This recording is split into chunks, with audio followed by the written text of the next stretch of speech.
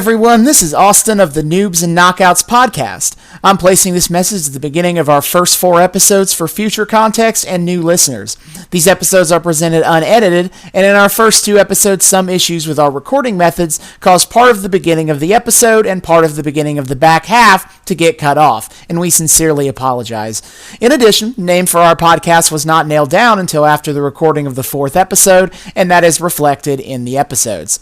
With that out of the way, please enjoy. Welcome to Austin and David Watch Wrestling, where we have two people. Austin, that is me, who has watched a lot of wrestling, and David, that's him, who has not watched any wrestling. None. Zippo. No. And so we're going to watch wrestling and just kind of talk about it. Even though you're not going to see any of the watching because that would be against terms of service. Is that the title we're going with, by the way? Austin and David watch wrestling? I like it. It's all right. It's nice and simple. Nice and catchy. I like it. All right, we can roll with it. I have one of my new wrestling shirts on that I can't see it very well because my camera is not in a position to be able to catch it, but it's cool. I've got a local burger joint shirt on. Yeah! That's slightly thematically appropriate. Yeah! Okay. So I guess we should start. What our our background in wrestling. I guess it's more like mine.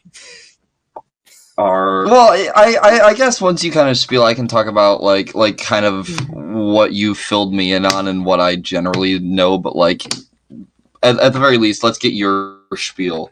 Yeah, sure. I'm actually a late starter for a wrestling fan. Most wrestling fans who are adults got started when they were small kids and they just kind of never stopped watching. My mom thought wrestling was trashy and stupid. And so she did not want my dad to encourage me to watch. So I caught glimpses of it as a kid because it was on channels, but I never sat down and watched it at all. That in 2011, it's November. I don't remember what date. My dad won a radio contest to get tickets to a WWE show they were doing in Huntington, West Virginia, which is about 30 minutes from where I live. And he offered to take me, and I was like, "Sure, let's go ahead and do that."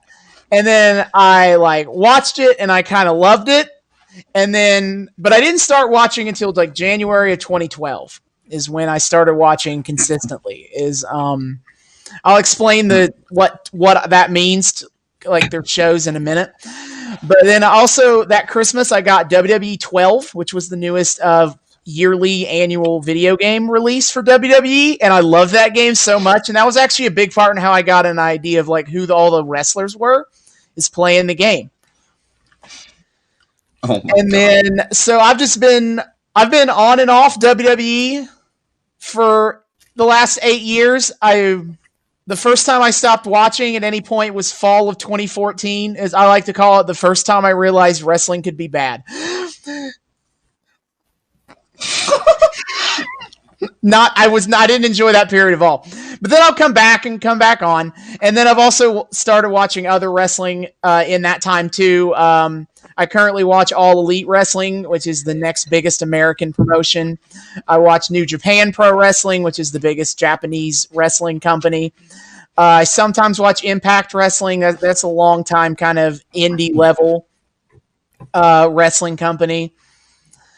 I used to watch Lucha Underground when that aired, which is a short running show on the El Rey Network. That's why it didn't last very long, and no one ever heard of it. But it was so incredible, and I will definitely get David to watch an episode of it at some point. Yes. Is that the one you told me about the other day? Yeah, where they have the crazy characters like King Cuerno, who is a big game hunter, and he comes to the ring with a giant deer head on, and his casual wear is a suit and a cowboy hat. It's great. Amazing. He's not even in the top 10 of the weirdest characters on that show. Oh boy. All right, we'll get into that when we cover that. Yeah, we will. We're not going to cover a lot of that right now. Outstanding. So I guess tell the people what you know about wrestling. Oh boy. So all of it comes through like Austin. There's like Okay. I learned the tiniest little bit of it way back before I ever met you. Like sometime probably like middle school, early high school, because there was a Simpsons episode where the family finds out Grandpa used to be like basically a WWE wrestler. I have heard about this episode, but I've never seen it. And it's dumb. Like most of the new episodes of the past like 2 decades. No, wait, no, not 2 decades. Like decade and a half. It was dumb. But basically they're going through like an old storage locker of Grandpa's, and they find a blonde wig, and Marge theorizes that he's gay and he used to be a drag queen. But then they find out no, he was in like basically WWE as a prissy heel. So I learned what a heel was thanks to The Simpsons way back, and that stuck with me. So I learned that, and then all the rest I just get these interesting little snippets through Austin here, because Austin and I are very, our friendship is very much predicated a lot on like rambling to each other about our special interests. I feel talked a lot to me about. I feel bad for like all of my friends, because because none of them have ever liked, or I've never had another friend who likes wrestling, and so but I end up just keep talking about it with them at some point and like forcing them to at least know about it. I mean that's me with my stuff too. Like nobody gives a shit about like half the random Broadway things, or like Jim Henson stuff, or like Disney, whatever. I know, but I feel you. No worries, and I'm enjoying this personally. But what I've gotten from Austin are these basically these kind of anecdotes of all these different little things of how the company is run, namely kind of corruptly. How certain stars have kind of risen and or fallen in the wrestling world, the kind of politics of the inner workings of WWE, plus the politics of kind of how WWE interacts with other industries and how other industries interact with each other, especially the indie scene.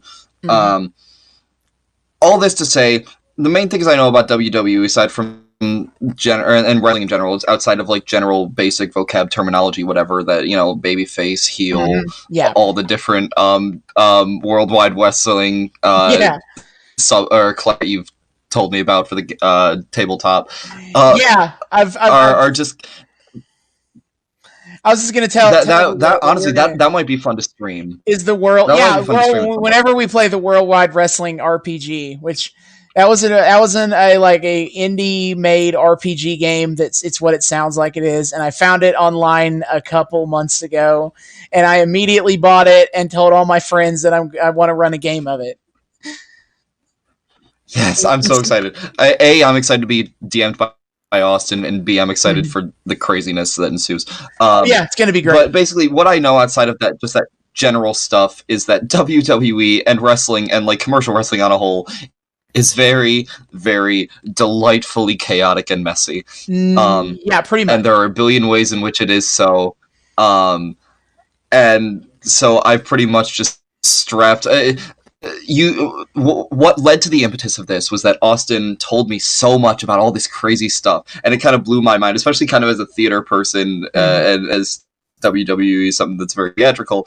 I'm kind of like, this is kind of crazy.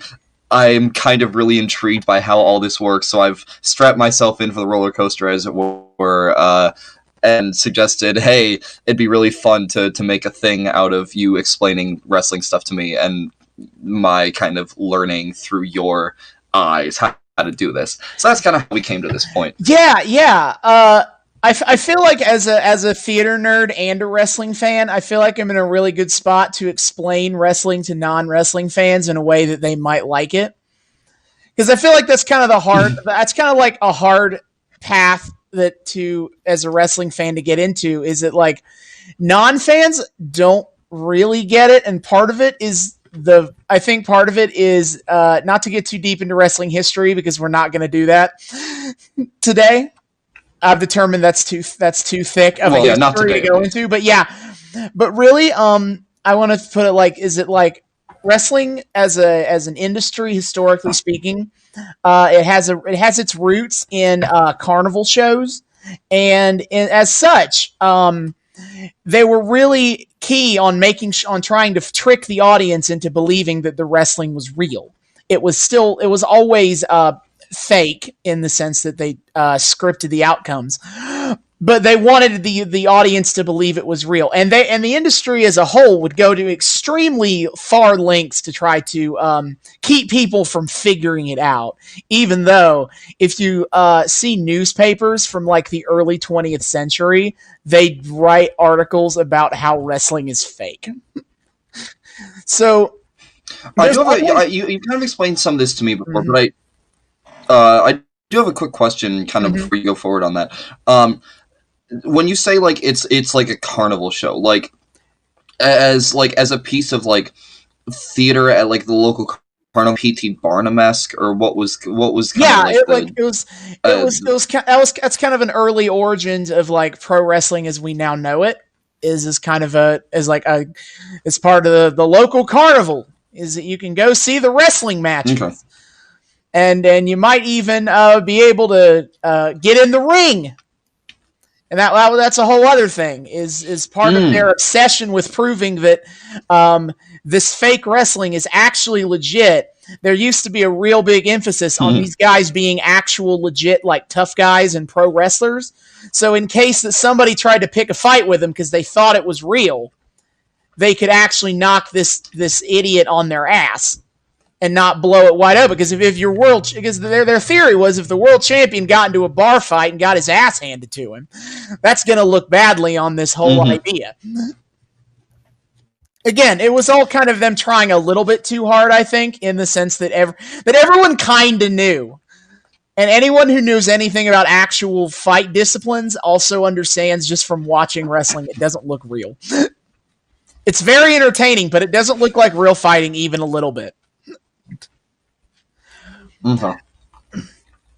Where was my point here? I don't even remember what I was talking about, to be honest. The origin. Sorry, I didn't mean to derail you, but like you were just generally talking about like how it got its origins. And, now I remember what I was getting at. How that's kind of evolved into. Yeah, so that was the idea, is that the industry tried so hard to prove it was real. Keep kayfabe, as the term goes. And that term comes from the carnival days of when the idea was when there were like not people who weren't in the know in the nearby kayfabe was a code word to tell other wrestlers like, hey, there's some people nearby, keep character. Is they'd be like, kayfabe. And that kind of evolved to mean like the fictional in-universe of pro wrestling is kayfabe. But keeping kayfabe, and it wasn't until the mid to late 1990s that basically they stopped trying so hard. But I feel like that part of that the fact they try so hard, and also the fact that a lot of the fans, the fan perception of wrestling is lower income, redneck kind of people, is that there's kind of a perception that wrestling is dumb, stupid, fake fighting for morons. And so, but I think as a theater nerd, I can come from a good spot to really talk about like how wrestling works in a really interesting. It's basically like it's stunt fighting, or like a form of cooperative, not necessarily a dance necessarily, but cooperative movement, and it's done like live in front of an audience. No takes, no redos. You just do it live, and you go with it, and you're able to engage with the audience, with an audience of people directly in that moment, and the audience is just as much part of the show.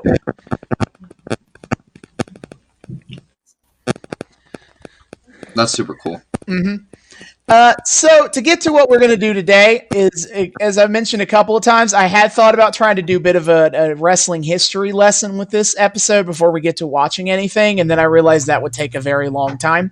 WWE's first real pay-per-view show, WrestleMania 1, even then that wasn't technically pay-per-view, but whatever, was in 1983, I think I have. No, 1980. No, I have that date wrong. 1985 was when that was. 1983 was when Hulk Hogan Hogan became the world champion for the first time. That's what I was thinking of. And WWE has had a primetime show on cable television every single week since 1993. That would be Monday Night Raw was their first show. And so there's a lot of history. You could spend a long time just going over like the history of WWE in particular. And so I'm not going to do that. Instead, I'm going to talk about what show I'm watching now, why I chose this show, and kind of what WWE was like in that moment as a primer for this show in particular. Yeah. And so the show we're watching is an episode of Monday Night Raw, June 17th, 2013. This would have been about a year into me watching the show. I probably watched it live. Yeah, I probably watched it live, or that would have been, I might have been in like a summer musical, and I might have had to watch it on tape delay after rehearsal. I did that a lot during the summers of 2012 and 2013.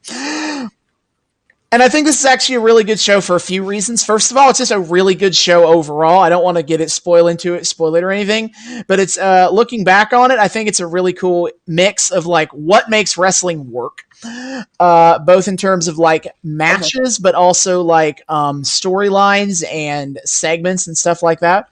But also, it works kind of good for a new time watcher because it's the show after a pay-per-view. The night before was Payback 2013, which is a show I probably watched, but I would have watched it by pirating it. Because I'm going to be honest, I pirated pay-per-views for about a year of my life. So fair enough. Yeah, I blame you. No, it was as a high schooler with no money, but I wanted to watch WWE pay-per-view. That's where all the important stuff happened. And so, the night after the pay-per-view, it works because like a lot of storylines were ending, or at least were at a pivoting point. So there's a good jumping off point because they got to start up for the next pay-per-view next month. WWE does a pay-per-view every single month, sometimes more than one a month. And so it's a good entry point because like new storylines are starting up. So if you've not watched before, it's fine. What I want to do is go over like first like the structure of WWE and then the major power players at the time in terms of the wrestlers, of course, not the real life stuff. So WWE at this point in time has two primetime shows. They still do technically. It is Monday Night Raw, which has recently gone to 3 hours. It was a 2-hour show. Suddenly they jumped to 3 hours in June of 2012 because USA Network was like, we want 3 hours now. And they're like, okay, here's more money. And then Friday Night SmackDown. These shows are technically supposed to be considered the same level of show, but Raw was their first primetime show and has pretty much always been their number one. And so Monday Night Raw and SmackDown, and then the championship situation, because you're going to see a lot of champions on this show. So here's the power structure, because there's a very hierarchy. Ooh, I'm excited! Oh, I'm excited! Okay, I'm excited. So at the top we have the WWE champion. That's not surprising to know. And no, yeah. You know. Right. And then you have the World Heavyweight Championship. So to understand why that exists is back in 2003, I want to say, WWE had a ton of talent. Had too big of a roster because of some stuff that happened that I'll explain in a later video. They have 2 primetime shows. And so they figure, and they don't have any major primetime wrestling competition at this point. So they figure we're going to have kind of an artificial competition. Is we're going to take half the roster and put them on Raw, half the roster and put them on SmackDown, keep them exclusive to those shows, and kind of make it a competition kind of thing between the fans. Like, which show do you prefer, Raw or SmackDown? And so you need championships for those shows. And so the World Heavyweight Championship was created to kind of be an equivalent to the WWE Championship. It was supposed to be a World Heavyweight title of the same acclaim. It was for a time, but over time, WWE stopped caring about it as much. And so it kind of fell down. It fell in prestige a little bit. It's still a world title, but it's now got a definitive number 2 belt. Like, it's not considered. What's the main difference between the two? Aside from like the fact that one aside from the fact that one's like lesser now, like when it started up and they were equal, what was kind of the big difference? Not really anything. It's more of the idea is in the sense that, like, number one, it's for the most popular wrestlers, the main eventers, as it were. Like, these are the champions that like have the biggest title matches, and they compete and they main event pay-per-views. Like, they're for the big stars. And the World Heavyweight Championships kind of fall in prestige, so it's not quite the same level, but it's still for like the top tier guys. And that's in comparison to the Intercontinental Championship and the United States Championships. Those are both like the mid-tier belts. Those are for guys who like aren't at World Championship level, but they're still really good. So they're middle tier champions. Mm-hmm. And those belts, in theory, have prestige in their own right. It kind of is a depends on the year kind of situation. Like, that's very much an ebb and flow. Like, sometimes these belts are super important. They're like up there they're like just as important to WWE and to like the story. And sometimes they're like, you forget who even has them. You forget they're even when they show up on TV. You're like, oh yeah, they're champion. I forgot. Because no one cares. It very much, I don't remember what it's like at this specific point in time, to be honest. But that is how it very much ebbs and flows. And then you have the tag team championships, which all those other belts are singles titles. It's 1-on-1 but multiple fight, but that's a whole other thing. Tag team titles, that's 2-on-2. Those are teams. Mm-hmm. And then the Divas Championship. Can't believe I immediately picked a show where I got to talk about this belt. So, the Divas division, as it was called. I can kind of believe it. From what you've told me about Divas, I can kind of believe it. As you might guess from the name, that's for the women's champions. That's the women's. That's for the women to fight for. This WWE is super big into its own branding to the point it feels a little weird sometimes. But basically, it's not the fans; it's the WWE universe.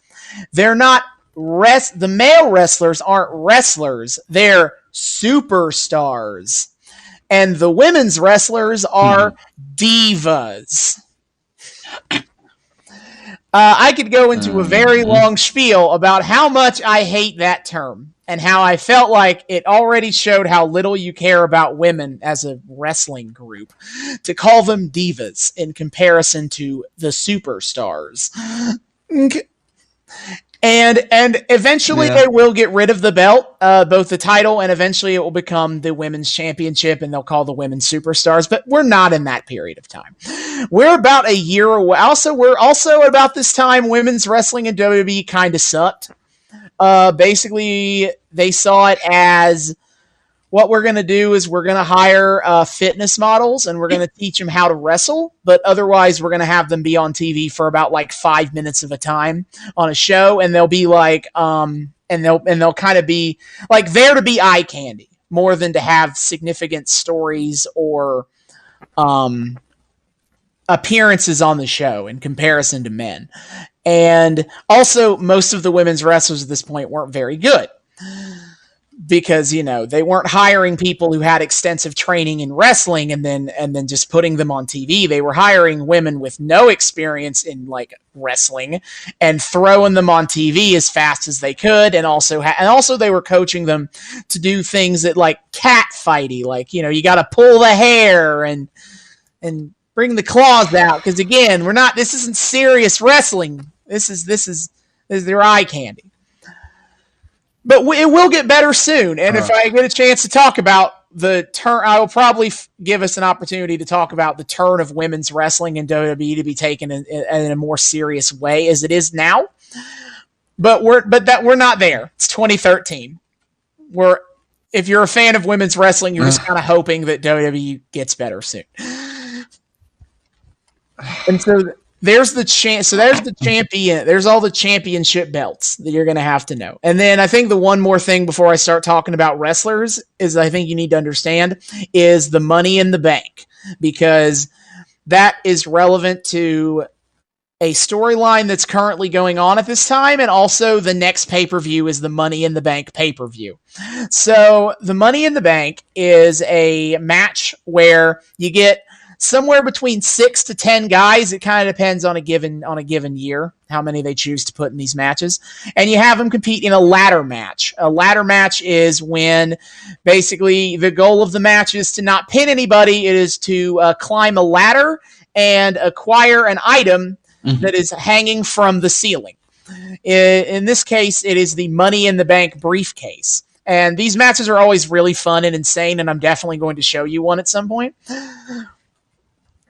Yeah, no, I've heard a lot about ladder matches, and they seem like an utter blast, basically a self-contained MacGuffin. No, it is absolutely ladder match. Also, ladder matches are legal weapons.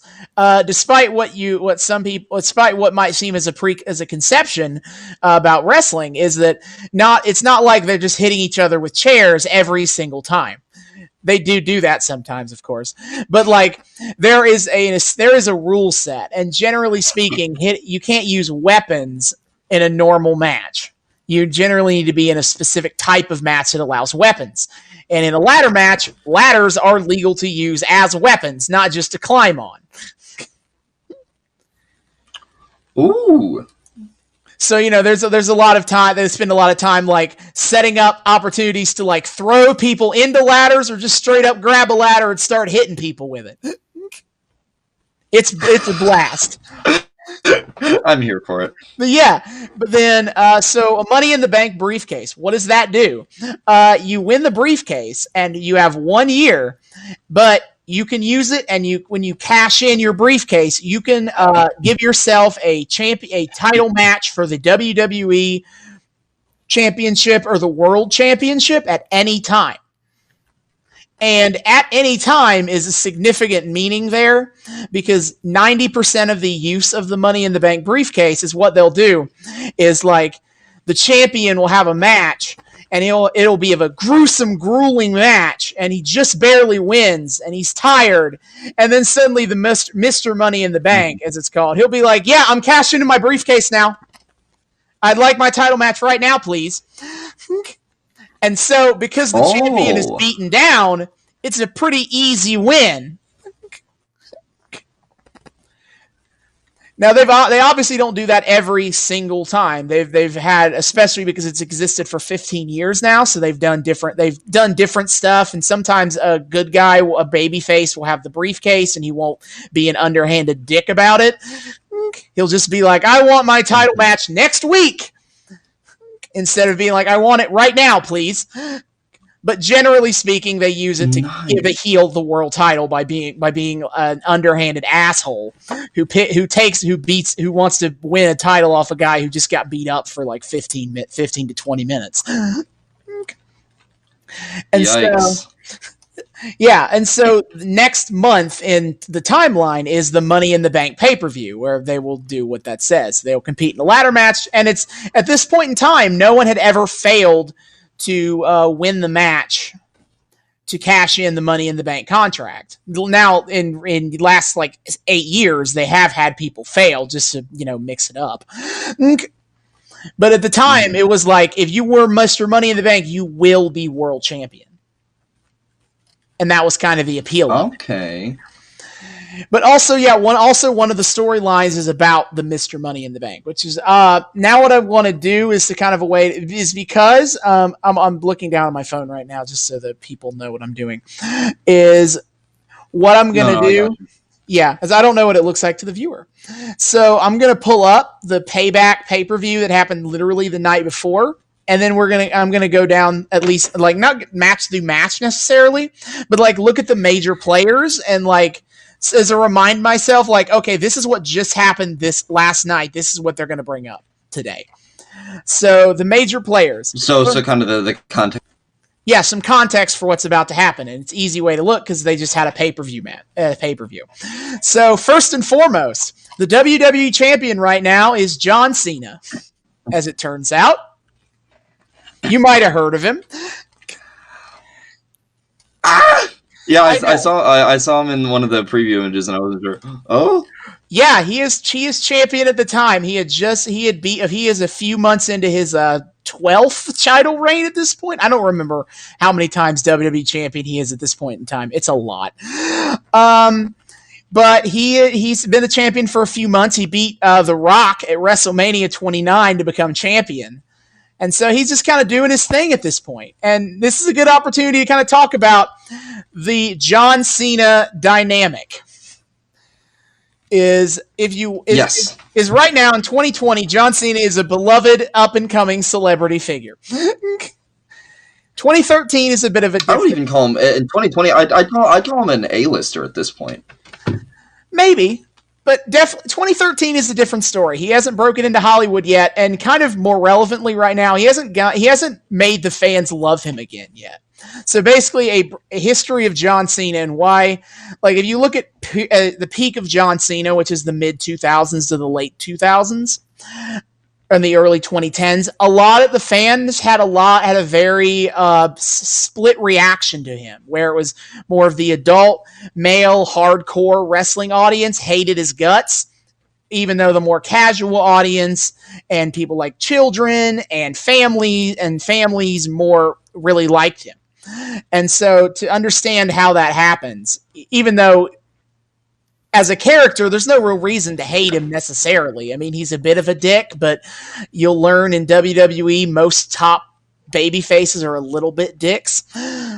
But overall, there's no real super compelling reason if you're just watching the show why you should like boo the shit out of John Cena, even though that's what fans did. And so it kind of comes from a couple places. Is first of all, when he became the top babyface, he changed his character a lot. What got him super popular in the first place is he was basically a white rapper character. Stephanie McMahon, as the story goes, Stephanie McMahon, the daughter of the boss, Vince McMahon, learned that John Cena was really good at freestyle rapping, and she thought that was funny. And so they put him on TV to do that. And he just like rag on opponents and just come with these freestyle rap bits that were absolutely hysterical and also a little too very early to 2000s edgy, to be honest. Most of them age terribly, but some of them are also still really funny to me. Like he'll say stuff like one time he talks about he's gonna beat a guy. He's like, I'm gonna whack you more times than in a masturbation tournament. But there's also a whole lot of like slut shaming, gay jokes, 2000s humor. But people ate it up. Yeah, well, I get it, Well, yeah. 2000s. It just doesn't age well now. But people were really 2000 and the demographic. Yeah, people were really into it. He was initially a heel, but he became a babyface because everyone just thought he was hilarious and liked him.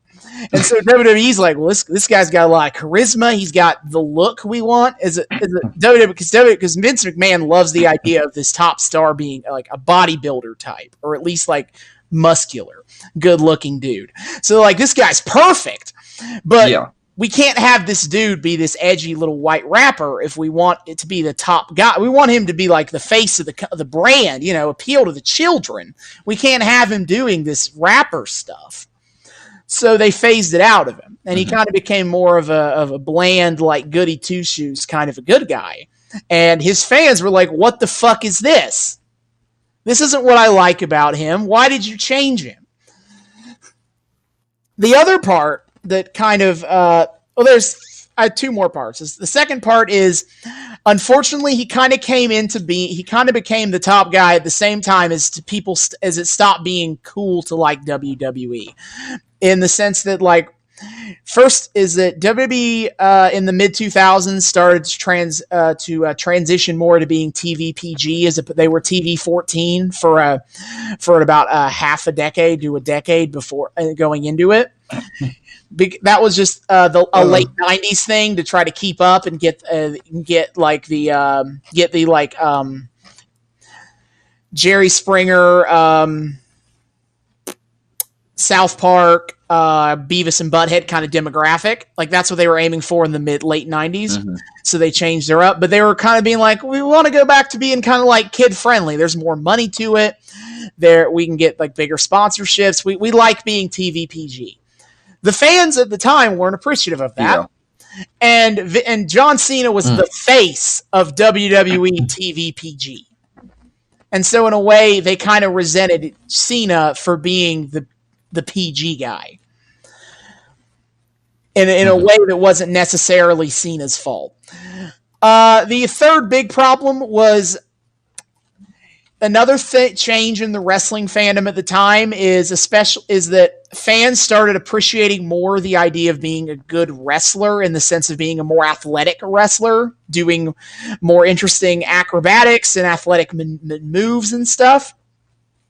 Cena wasn't very good as a wrestler for the longest time of his career. He was okay. He was good enough, really. But he kind of did the same few moves, and he would consistently beat guys who a lot of the hardcore fans saw as better wrestlers, people who they would have preferred to be in those positions. And and John Cena would roll in there and beat him. Mm-hmm. And fans kind of like, hey, fuck this guy. He's beating, like, Cena's beating all your favorites. And it's like, hey, I don't appreciate that. And so it kind of all so it's all whole big, like, all kind of big nasty storm to, like, now I don't remember if they've started these chants or not. But, like, if you see John Cena's entrance, you're as likely to hear boos as you are to hear cheers. Because the fans that liked John Cena really liked John Cena, and the fans that didn't really hated him. And it's an interesting thing to watch because it was kind of the first time. It was also kind of the first time that WWE didn't listen to the fans about this. Cena's not the first time that WWE's tried to make a number one guy, a face of the company kind of guy that the fans didn't take to. John Cena is the first time though that they didn't really listen to the fans that didn't like him. Okay. And that's because Cena got the ratings. He sold the merch it just felt like this vocal minority won't shut up about how terrible he is, but he makes us money, so we're going to keep going with it. Mm-hmm. So it is kind of a weird dynamic. That's interesting. Mm-hmm. And WWE was also hellbound and intent to kind of like prove that this is fine. Like, that they were totally okay with it. This was kind of the birth of the time when they would be like, well, you know, love him or hate him, at least they have an opinion about him. Like, that was their go-to phrase at the time. Yeah. That was their go-to phrase of the time when, like, they would get booed. Cena would get booed all the time. They'd be like, well, at least they care enough to boo. It's great. Yeah, any press is good press. This is what we want. And it's like, not really. It's not really what you wanted, but you're cool with it in the end. So Cena's champion. He had just gotten out of a feud with a guy named Ryback, who is not on the show. And this is kind of the last time. And his feud with Cena is the last time he'd be really interesting to me. So I'm not even really going to talk about it. Okay. Just know that he's not. He just ended his storyline as as WWE champion. He's moving on to something new now. And then you have the World Heavyweight Championship scene, which is being held. The current World Heavyweight Champion who won the belt at the pay-per-view the last night was Alberto Del Rio. Alberto Del Rio was a Mexican wrestler, and he was basically like, I think he was officially called a Mexican aristocrat. But he was basically a take on the asshole rich guy trope, but he's Mexican. Like, it's a common trope of wrestling to have an evil rich asshole who's like, haha, I have millions, so I'm better than all of you peons. And that's yeah. I was watching the super eye patch wolf video the other day. The first heel, he was kind of like that, wasn't he himself? Yes, Maxwell Jacob Friedman. Yeah, he's kind of a take on that. He absolutely is a take on. I have more money than you middle class schmucks in the audience, so I'm better than you. Okay. So Alberto Del Yeah. Rio had beaten Dolph Ziggler for the world title the previous night, and he's still kind of feuding with him. Dolph Ziggler, as stupid of a name as that is, and always has been, but he's a really interesting wrestler. He's called the Show Off. He's called the Show Off, or I always joke he's like Mr. Steal Yo Girl, but basically the idea is that he is what it sounds like. He's this cocky, arrogant heel. He's super athletic, and so he's like, "Hey, I'm a better wrestler than all of you people, and I'm more attractive than you." And at the time, weirdly though, they just pulled like a double turn with Alberto Del Rio and Dolph Ziggler the previous night, because Alberto Del Rio was as champ before last night, the previous night, he was actually a babyface. They were doing a run with him where he was more of he was kind of like a good guy everyman almost, in comparison to a wrestler that I will not tell you about until you see him, because I want to see your reaction to him. But basically, he's supposed to be like you'll know. But basically, he was the baby face. He's just a good guy, you know.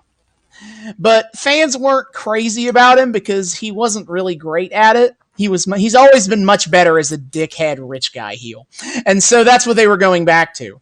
Meanwhile, Ziggler was the heel, as you'd expect, but in the previous match when they were competing for the world title, Ziggler was champion and Del Rio just beat the shit out of him. Like even worse than you'd think. Like they had multiple, like a story of the match is that Del Rio was straight up kicking Ziggler square in the head, and it was to make the audience be like, "Oh, is Ziggler okay?" And it was all storyline, but it was to pull a double turn, to make Del Rio the heel again, and Ziggler a sympathetic baby face for like, this dude is like dying out here. Rip. Cheer, feel bad for him, please. Please clap. Please clap. So yeah, that's where they're going right now, and like they're kind of still doing that rivalry because you know they did just do the big moment, so that's there. And then you have outside of the title scene, but still like big name wrestlers at the time is CM Punk, and I have to talk about him and Chris Jericho is to explain who they both are. They just got out of a feud with each other, but they're both big name players in their own right. Chris Jericho is kind of a legendary figure in wrestling. He's kind of traveled all over the world. He's a world-class wrestler, always has been. At this point in his career, he's kind of like aging rock star kind of guy. Like he's the lead singer of the metal band Fozzy, as it turns out.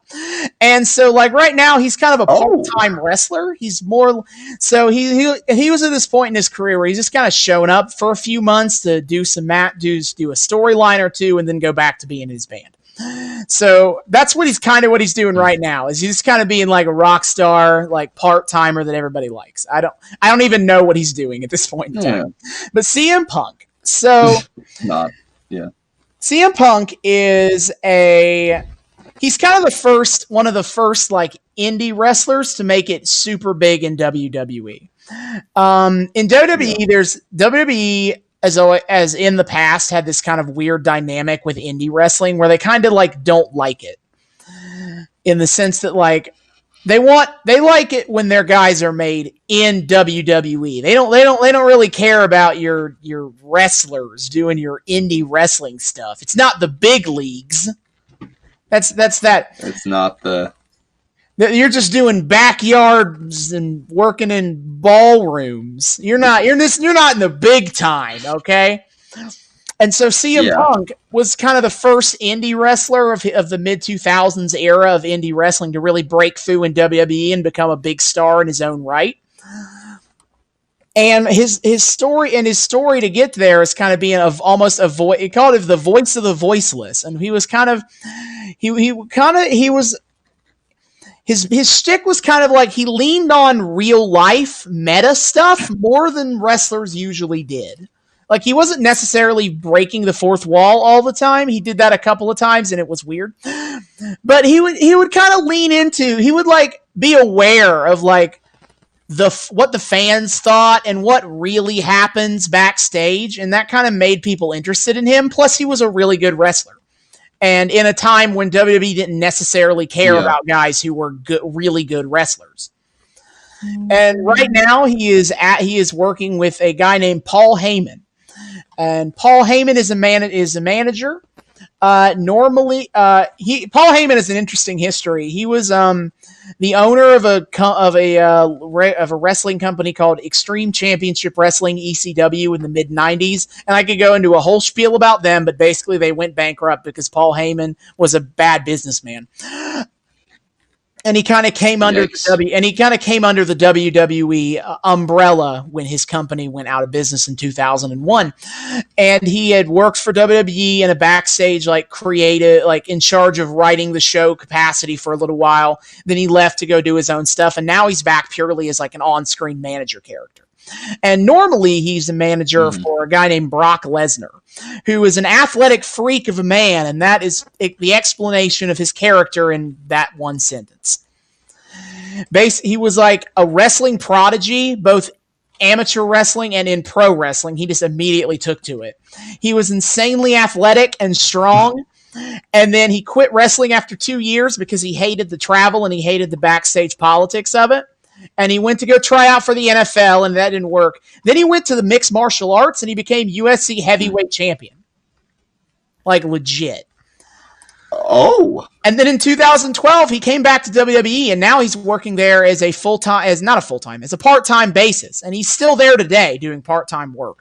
But at this time, Brock Lesnar is kind of in one of his down periods where he's not appearing on TV. But they still wanted Paul Heyman to be doing work on TV because he's really good as a manager. So they put him with CM Punk as to give Heyman something to do.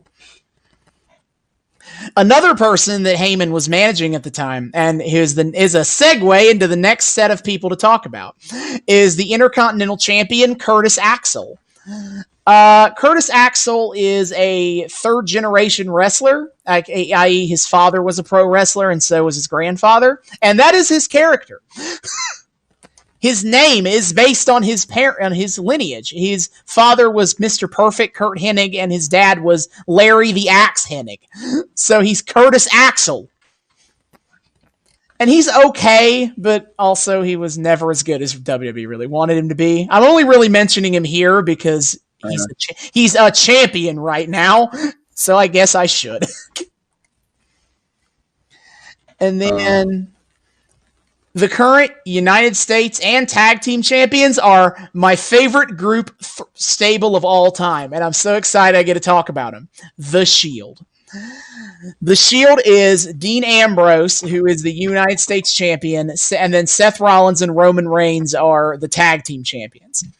And basically, these dudes are badasses. They showed up in SWAT gear, tactical vests and shit. They entered from the audience, came down through the audience, and then they just show up and beat people's asses. And it was awesome.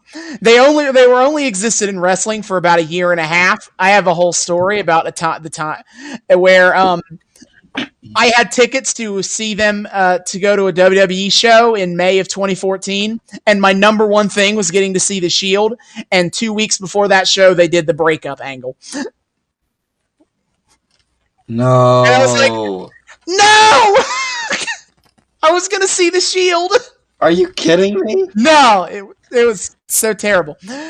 But yeah, that's basically their characters, is that they're almost like right now they're heels, so they're basically like bullies because they show up and they just beat people up 3-on-1. And they just run roughshod on everybody. But they are cool as shit, and I'm so excited that they're on this episode and that they are the champions.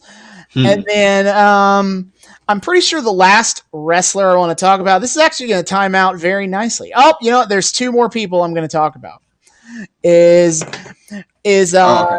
Right now is a prominent tag team that's kind of having a big storyline at this point is Team Hell No, composed of Daniel Bryan and Kane.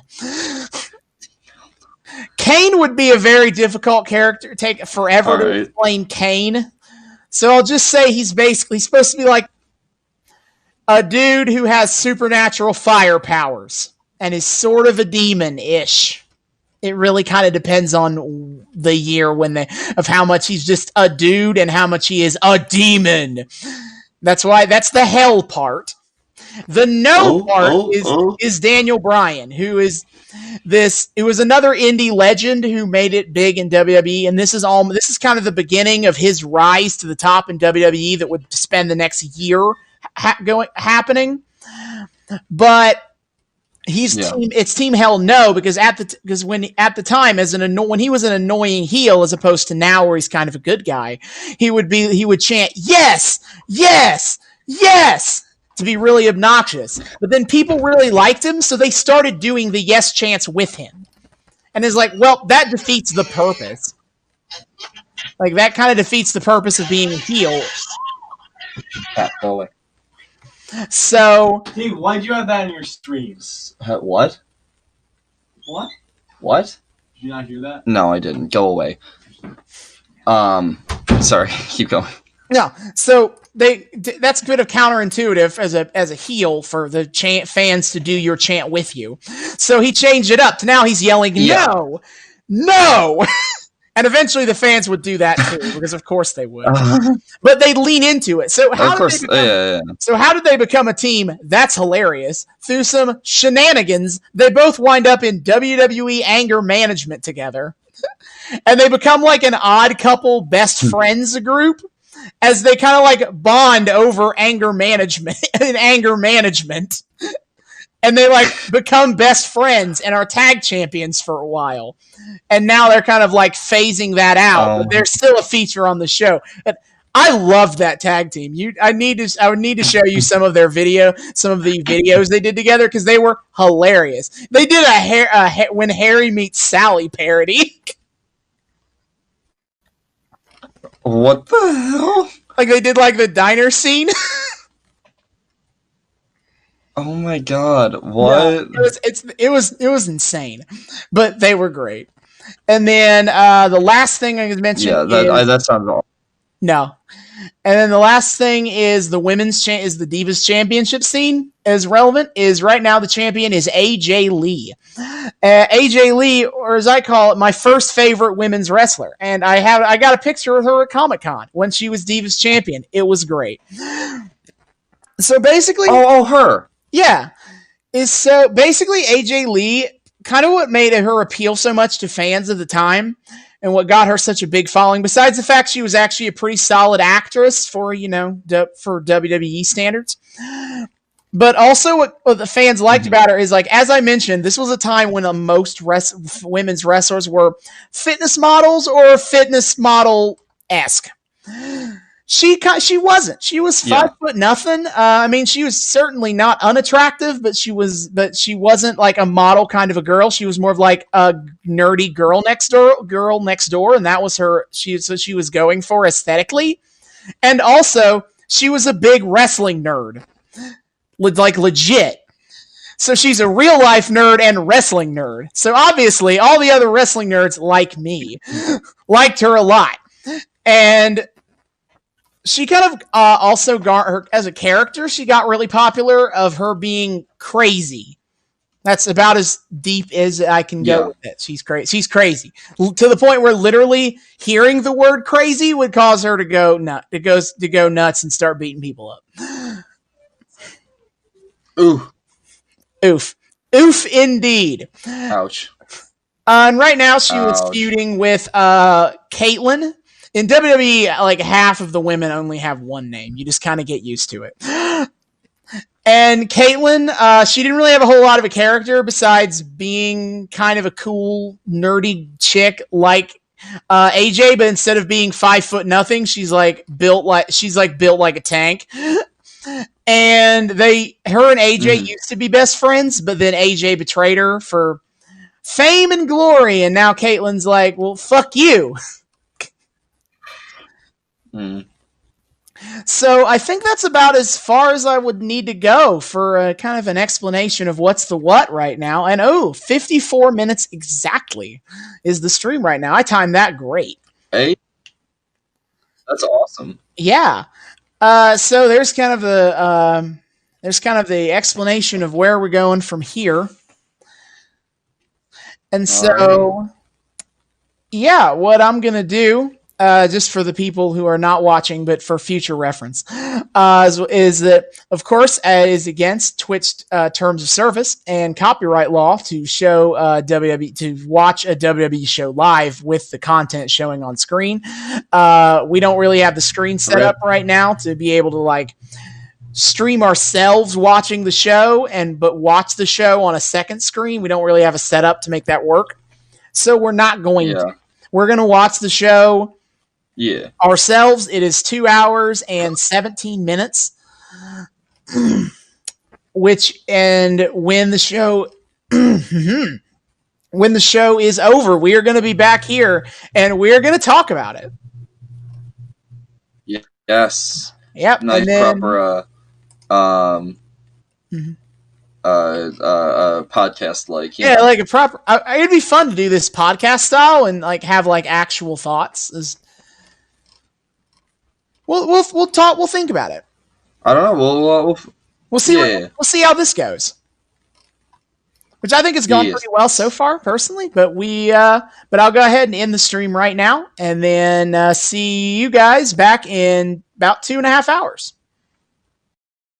June 17th, 2013 episode of Monday Night Raw. How what are you feeling, David? Oh my. That was a lot. Like Austin can attest to this. It hit me in waves. It was kind of like this roller coaster of at first I was just kind of sitting there like enjoying the theatricality and like kind of being like getting into the technical stuff of it.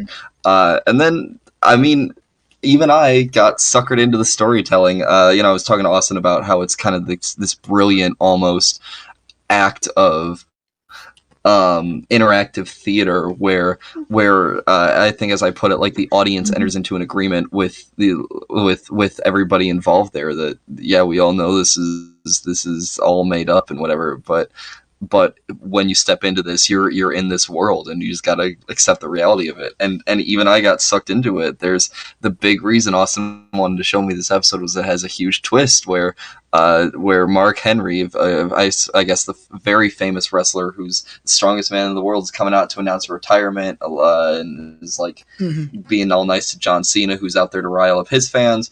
And then when all is said and done and John Cena goes in for the hug, this dude just yeets him onto the ground. Oh yeah. And I was sitting there like honestly kind of I was sitting there in kind of like this reverent silence almost. Like I was like, dang, even in this highly theatrical fake world, we're having this moment of like kind of sincere pathos out here with the audience. And everyone's kind of getting into it and people have signs and people are chanting his chant and he's crying.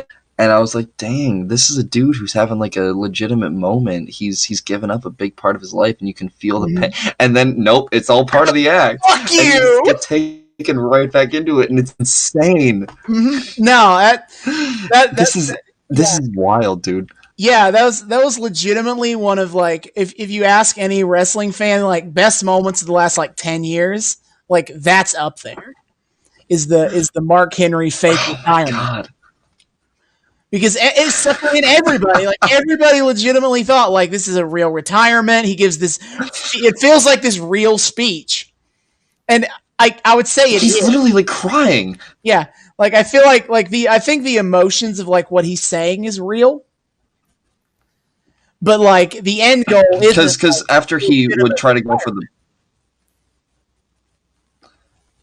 Well, wait, is he not going to retire after he goes for that belt one more time? Yes and no, in the sense that like that's his last peak. He never like goes much higher than that ever. I don't think he ever gets that high ever again in terms of like, but he still kind of hangs around for a few more years and does stuff. But all right. But that was absolutely his peak of like, he does this and gets one more championship match with Cena, which he doesn't win, of course. Okay. So I'm assuming Cena was in on it.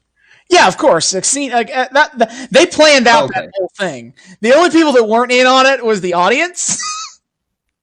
Like they Okay. I wasn't sure because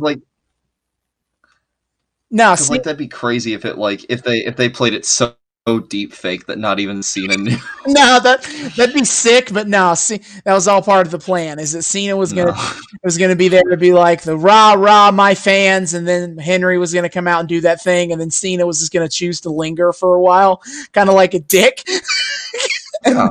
And then Henry. See, I wouldn't even call it a dick. It felt almost like a passing of the torch. It was gonna be like from one megastar to another. Yeah, that's how they were playing it off. Is kind of like a But it's just fun. And they kind of had Cena standing there in this almost awe of Henry. He seemed almost like taken aback by the whole thing. Yeah. I'm sad that Henry doesn't really get a big retirement speech again for his actual retirement. He just kind of quietly retires. Which I guess I get it because it's never going to quite be the same. One.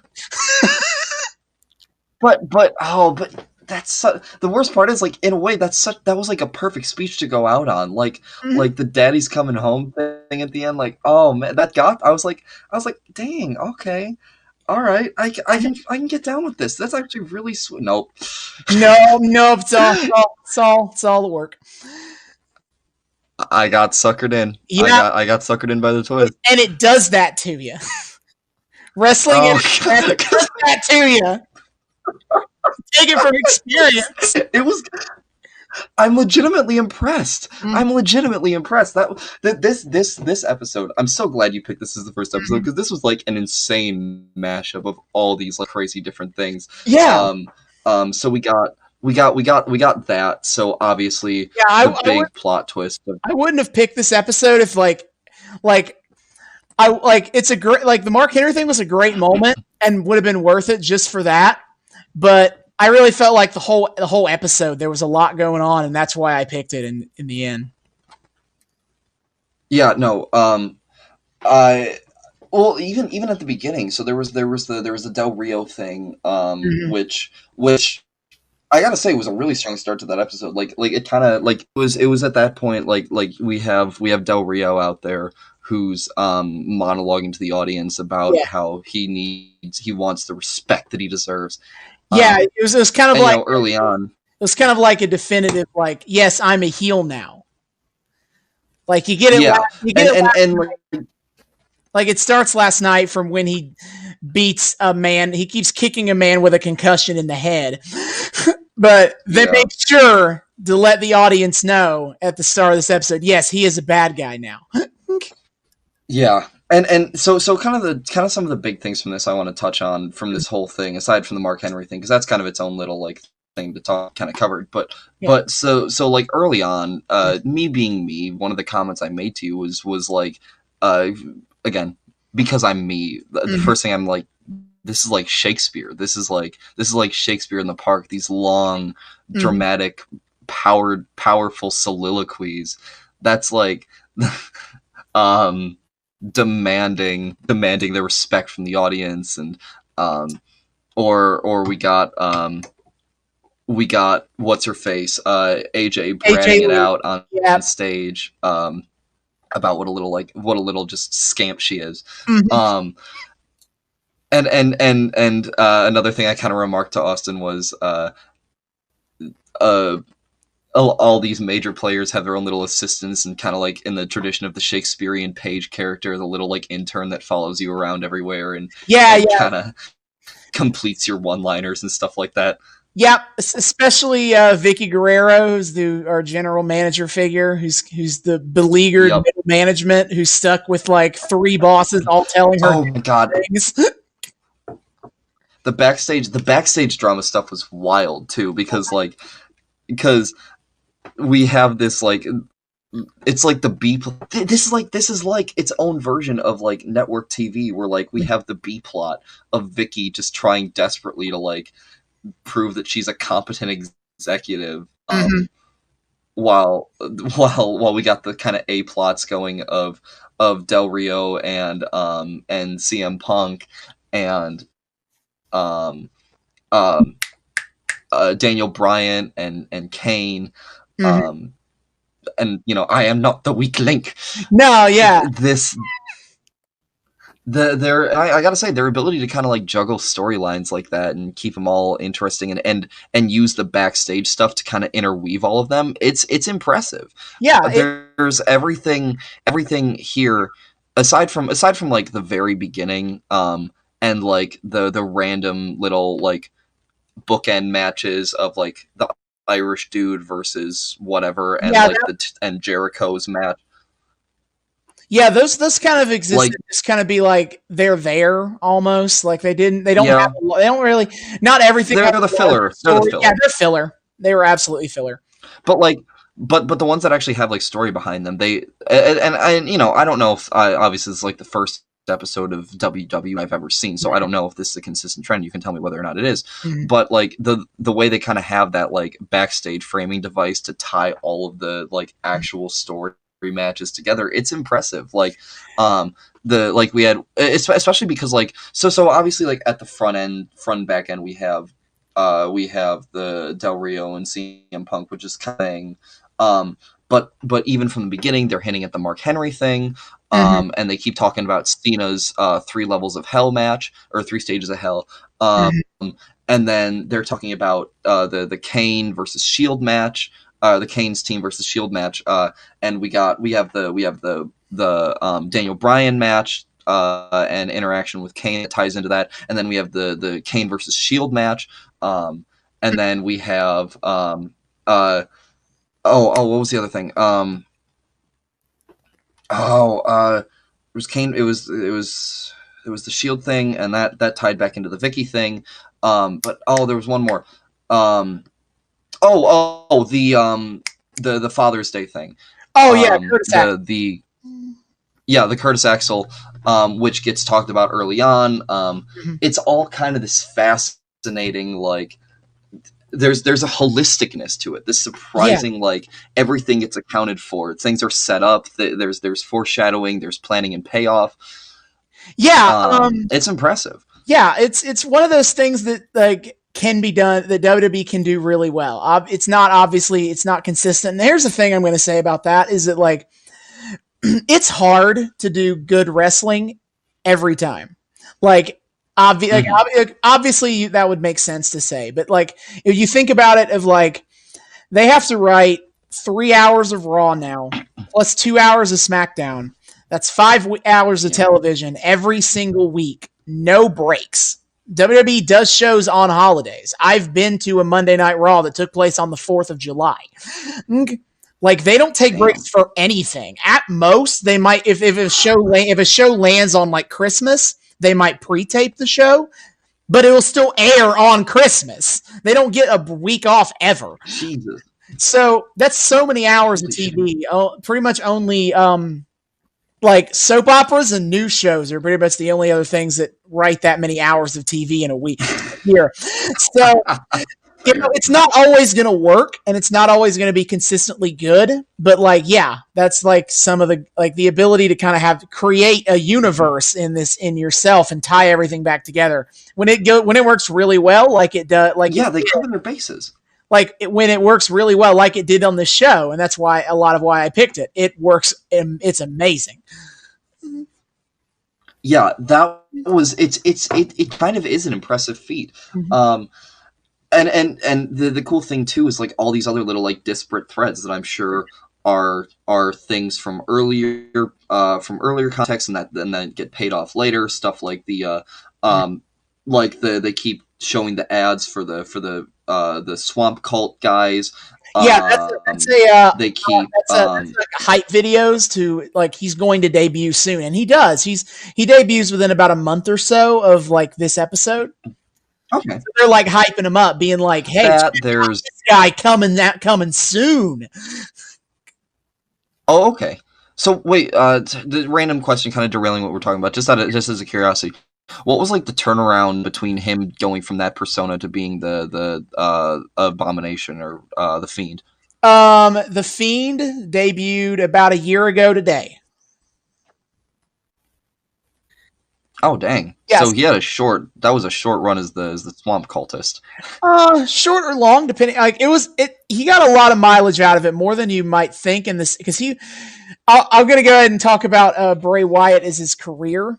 Is basically one of his big problems as a character would turn out to be is that he would talk an incredible game. It's absolute. I've always said that like it feels like Bray Wyatt could be like a B movie actor if he wanted to be, but he doesn't. He wants to be a wrestler. Yeah. But like he's really good at crafting these like bizarre out there kind of characters and making them work and making them interesting between the swamp cultists and then like when he's doing the Fiend, which is of course an evil like, semi-demon man who's like has a split personality between that and being like daylight as some weird like host. Children's show with puppets. But it's all part of his weird psychosis. And so, but that's always been the thing that keeps Bray Wyatt afloat is he has an ability to like hold you in the palm of his hands. But the problem is they never like let him win a lot. Like he'll constantly have these big matches where he talks this big game and then he just loses and then okay, that's that. Moving on now. Without a whole lot of like character. That seems like a bizarre thing to. That seems like a bizarre thing to do to a wrestler like that. Like if you have someone like that who's so good at like playing the audience even on these ridiculous premises, why do you schedule him to lose all the time? I don't know. If I understood that, I wish I could understand why, but I spent 6 years of watching him play that character in some form or another and having to see that play out. And it's just like, and I don't know if we'll I don't know if we'll cover it or not because it's an all-time great show. It's also like, it's like 4 hours. Is that kind of like the peak problem of the Bray Wyatt problem comes with WrestleMania 30, which is about 7 months after the show. About 10 months, actually. I'm going to time that out. He has a feud with John Cena. And he's like, his whole thing is he's determined to prove that John Cena isn't the nice guy he portrays himself as. That it's all a mirage. And that, like, if push came to shove, Cena would be a monster just like he is. And it culminates at WrestleMania where him and Cena are having a fight. It's a tough. Cena can't put him away, and Bray Wyatt brings a chair into the ring, and he gets down on his hands and knees and is like, "Hit me, John." He hands Cena the chair and begs John Cena to hit him with the chair, prove that he's the monster that Bray Wyatt claims he is. And Cena doesn't do it. He resists the dark temptation of Bray Wyatt, and that's it. Goodbye, and that's it. The end.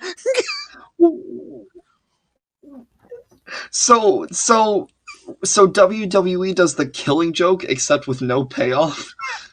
Yeah, a little bit. Now that you put it like that, and then they feud for 2 more months, but it really. I guess it's wheels.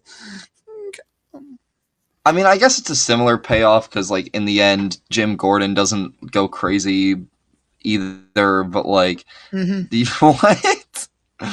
And we never address. That's bizarre. No, it never. See, like the thing that I find really fun. Sorry, go ahead. No, I was just gonna say that. Yeah, like it doesn't really affect John in any way. That's kind of like. I'd even be like, okay. I'd have been like, okay, if he said like, no, I will not turn to the dark side. But then it doesn't mean anything to John that this happened. We just kind of move on. There's like 2 months. Like there's God. And just like imagine that. Really funny about a character. And that's Bray Wyatt's career as a swamp cultist. That's so sad. Well, because the crazy thing is, like what I think about, and this is completely off topic from the episode we just watched, but like what I find crazy about a character like the Fiend and the fact that they work is for the WWE role playing game. You know, I'm watching the No Rules Barred episodes on it, and I'm coming up with my own character ideas. And I'm kind of thinking, like, man, these are some insanely outlandish characters that, that I'm coming up with, and they could never work in, like, a real setting. Like, that's the point of this game, is that, like, you can go all out. There's no sort of realism you have to adhere to like, keep an audience's disbelief suspended. Right. But characters like that can still work. And I'm kind of trying to wrap my head around why. And I honestly think, like, maybe this is forced, but I honestly think something like the Mark Henry thing can kind of be an indicator of where that starts, because, like, obviously there's a world of difference between a heel that plays a dirty trick on John Cena and, like, a guy whose whole shtick is being, like, a demon, like, monster. Yeah. But if an audience is able to, like, basically, despite the fact that, like, the people who are going to WrestleMania for the most part, or going to Monday Night Raw or any of these live shows, they obviously know, like, what they're in for. They know, they know that this is a show all about, like, showing these crazy characters and playing all these dumb kind of skits and soap opera level drama that all ends with people punching each other. There are moments where it tricks you into, like, actually believing in it and thinking that this time maybe they're being legit. And if they're able to do that on kind of, like, a more mundane level, I guess I can kind of see where ultimately a character like The Fiend works. And also on that level, watching John Cena kind of deliver his speech,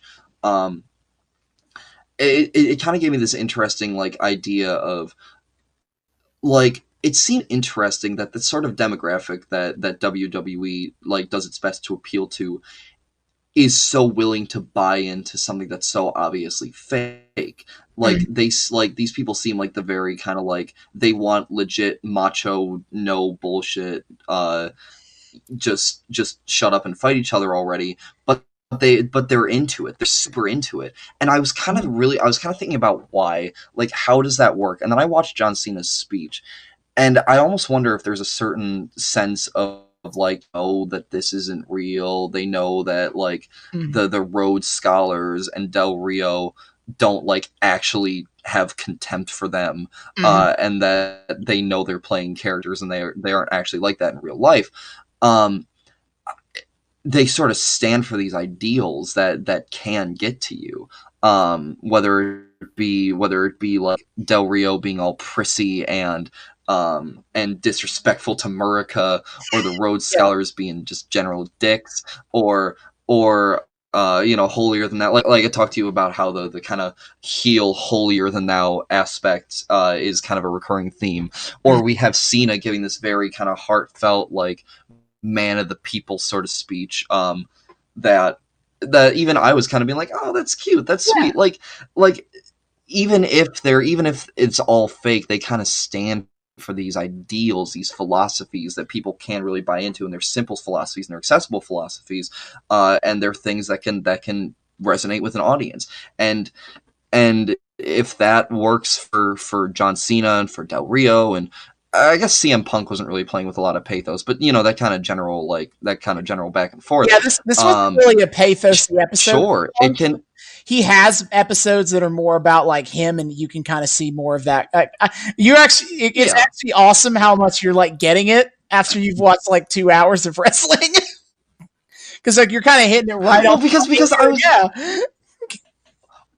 Well, because I was thinking about this, because that's the ultimate disconnect that I've been wondering about this whole time, is why are the people who like wrestling able to buy into all the theatricality? Because I think back to that South Park episode that they did on WWE, where it transforms to, like, Shakespeare in the Park, and all the rednecks are there, like, sobbing while like sipping on, like, expensive ass bottles of red wine.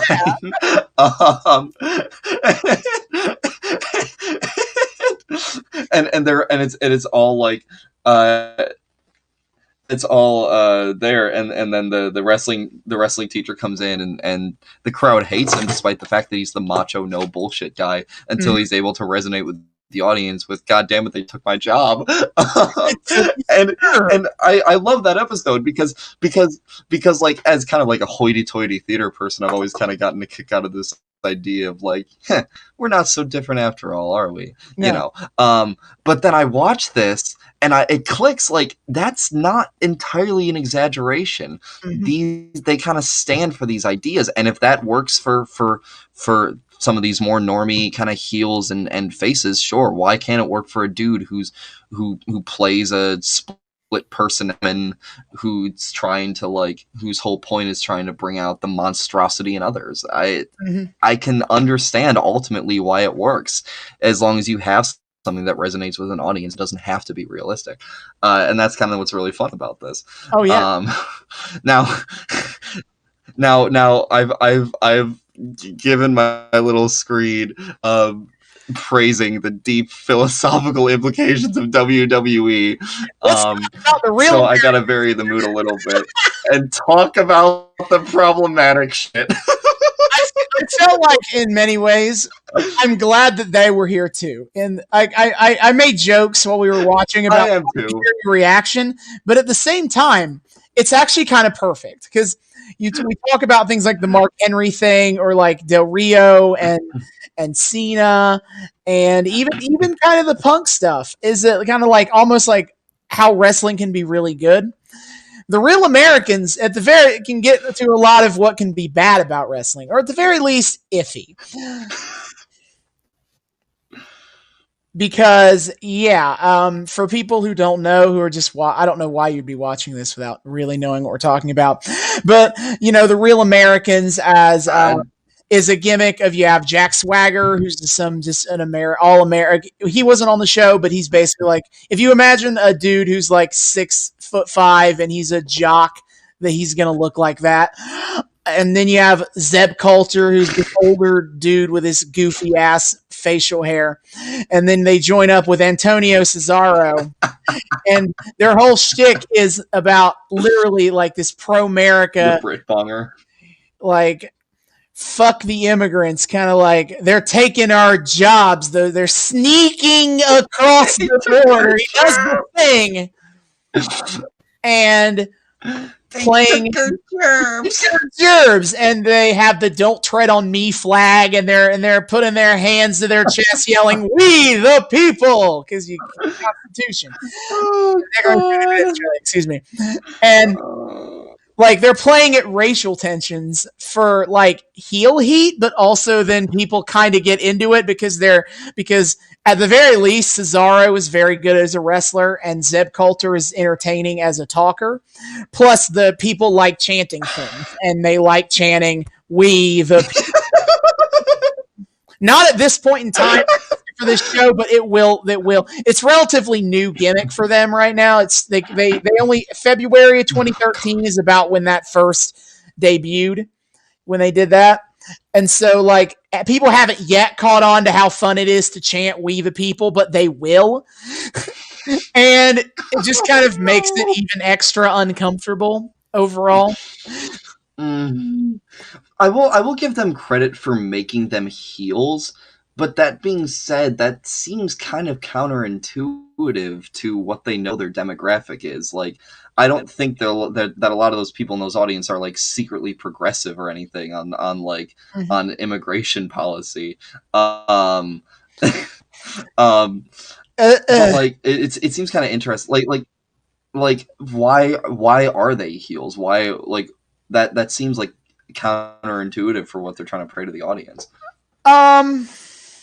I don't know if I could actually tell you. It's very, I will say it is a little weird to think about them as kind of like, when you think about it, they're like as this kind of heel character, this very, very, very conservative ideology being portrayed as a heel, considering Vince McMahon is a known Republican. He's close friends with our current president, and like his wife is a fucking wow, what a shock. His wife was the head of the small business cabinet position, whatever the fuck that is. I don't know what it's called. And like now she runs a Trump super PAC. So like she left that job to go run a super PAC. So like they're Republicans, and that usually more often than it doesn't actually comes out. If we watch some older wrestling shows, I guarantee we'll see some lovely ethnic stereotypes.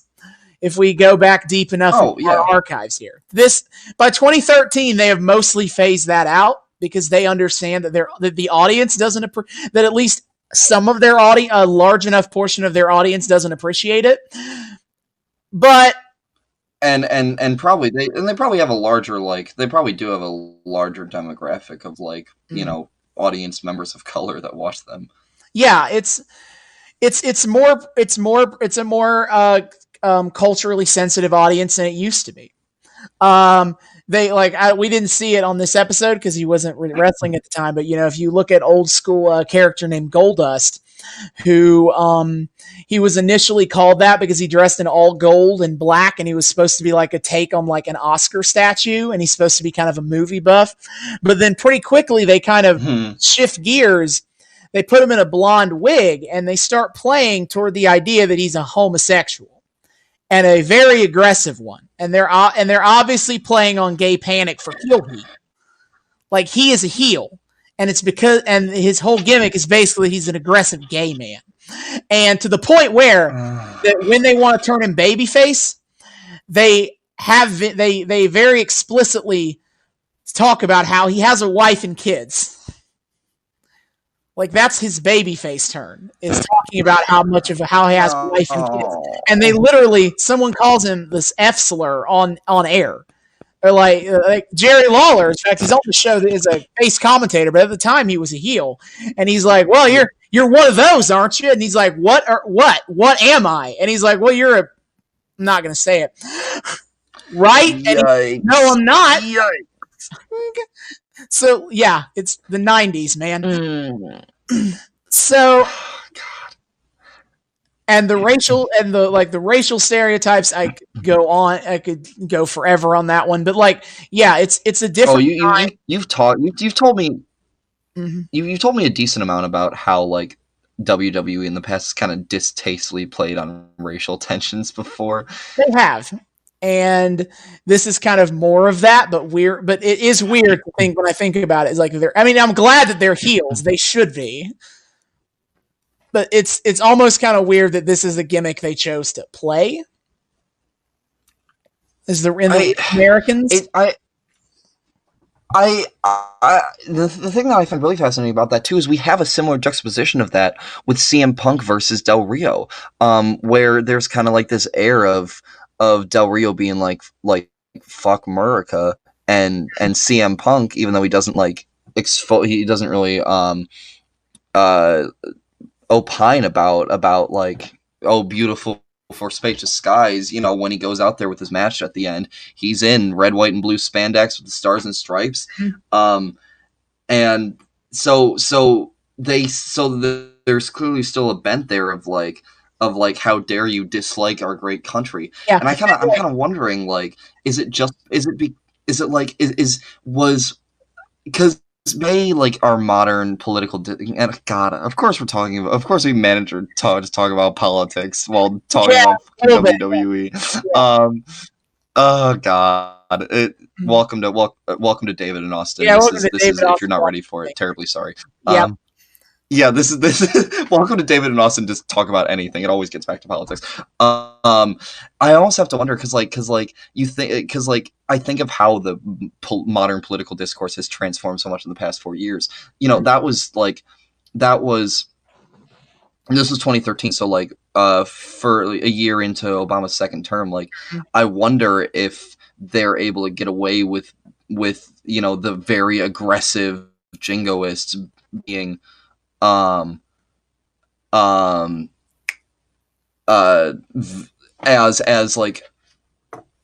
aggressive about it as they are and coming off as heels, because it was it a gentler time, and was the audience a little more willing to be that's we love America and we don't want the immigrants taking our jobs, but that's a little mean. I mean, when you still have the more subtle coding of Del Rio being like, America is about pigs and cowards. and also, I don't know if you noticed this, watch, but Del Rio explicitly baits the crowd into chanting USA at him. And you saw it a few times. No, I know. Yeah, but you see it a few times during the promos from both heels and baby faces. For example, when Cena talks about, he yells at this guy. I hate to derail from what we're talking, this political talk. I just want to point this out. Is like when Cena's talking to this guy, talks about, he's trying to get at the idea of part of the audience doesn't like him. He points over at this one guy and he's like, he's telling me Cena sucks, and the part of the crowd starts chanting Cena sucks. And you see wrestling promos do that all the time, is you bait the audience, you kind of like lead the audience into chanting a certain way, namely by referencing a chant that they're going to do, that they do. And Del Rio did it by saying, you people chant at me, USA, USA, and then the audience proceeds to do it. Yeah, no, I noticed that, and I was like, okay, I kind of see you. But I don't know, it's just kind of this interesting look at how they kind of play off of the current state of the world, and it took some turns that I wouldn't have expected. Again, the Hardcore America boys being heels today seems like a bizarre thing for WWE to pull, but I mean, maybe it was enough of a different time back in 2013 to that like maybe the audience was a little bit softer on that stuff. I don't know. I mean, I think you actually make a good point, because now that I was thinking about it, is that like you look at post 2016, I actually can't really think of any major like outright political angles that WWE has done. Like, I mean, obviously there's still a little bit of the like, you're an evil and you're not from America, so I'm going to boo you. But that almost exists regardless of any sort of political lines outside of outside what's going on in the outside world. Yeah. But like something like the Real Americans has not happened since 2016. And the closest we ever came, I think the closest we came to the long political angle is that like during the 2016 before the election, there was a character named Darren Young who was just kind of like and he got a manager in Bob Backlund, who you don't know who that is, but Bob Backlund is like one of the old-timey wrestling legends, and he was a WWF champion in like the late 70s, early 80s, like before Hulk Hogan. And he's running around in like his old timey he's like got like suspenders and a high waist belt, and he's yelling that we're gonna make Darren Young great again. Like that is the shtick, and it doesn't really have any other political meaning behind it. It's just they just co-opt the phrase "make blank great again" for this. That gets dropped before Trump gets elected. It's absolutely bizarre to look back that like they did this whole bit where with no otherwise political commentary, they just have a bit where somebody is going to make somebody great again. But there's no larger political that kind of surprised me in its own right that it goes apolitical, because and again, maybe this probably comes from me being a newbie and just kind of going off kind of the information I've synthesized from what you've given me. It seems to me like Vince McMahon's enough of a shithead that seems like something he would want to play into a lot, because he knows, I feel like A, he knows he can get away with that with a majority of his demographic, and B, it seems like he's just kind of an asshole who would enjoy getting to rile up fans on those premises. I would think that I think that Vince McMahon has at least some understanding. Like, I don't know, has some understanding of what would and wouldn't fly. And so, but I mean, his political bent exists even in ways that aren't necessarily as obvious. For example, during the Bill Clinton years and the Obama years, they both during those years they did skits where they did a presidential impersonator show up, and they do like dumb skits with the president. And it's like, I would note that you never did this when Reagan or the Bushes were in office. Like, this wasn't a gimmick that you ever did when they were president. And obviously they did 37 billion Bill Clinton jokes when that was relevant. Yeah. And I guess one time when Donald Trump and Rosie O'Donnell were doing their most public feud in the mid-2000s, they did a match on Raw between Donald Trump and Rosie O'Donnell, which was two legitimate wrestlers in costumes. And with Donald Trump, he got a regular entrance, and with Rosie O'Donnell, they played the fucking trumpet. They did like the fat guy tuba thing joke from like the Simpsons. Oh God, Family Guy. Like they did that gag. That was Rosie O'Donnell's entrance music, and they made jokes about how fat she is during the match. But it does kind of crack me up though, because like, for a show for something that's as like performative and thrives on like, you know, riled up audience interaction as WWE, it's one of the sports that in a way has, at least in terms of like mainstream partisan politics, has kind of stayed the most like apolitical, at least publicly. Like you don't have like the Colin Kaepernick stuff of the NFL or anything like that. The fact that it kind of exists within its own little world kind of keeps it away. And obviously they have their own politics things they deal with, because in real life, like they're doing with all their union stuff, how horribly they treat their workers constantly, and they have their own version of politics with WWE that's absolutely backloaded with horrible shit. But the kind of like they keep the content mainstream more apolitical than you might imagine they would. Yeah. Yeah, which is kind of interesting, kind of impressive in its own way. Like the kind of restraint. Obviously, there's not much to say because they're still showing their stripes in their own ways. But like, there's a certain level of restraint there that you wouldn't expect for what WWE tends to get characterized as, which I think is really interesting. Yeah. Again, even kind of both sidesing it with, you have the Murica boys, but they're heels. You know. Yeah. But yeah, it's fascinating. It's a fascinating world, I think. Mm-hmm. And there's still all the stuff with the gender politics too, of the divas and God. Yes, because I did warn you about the the divas is an iffy time for women, and boy was it.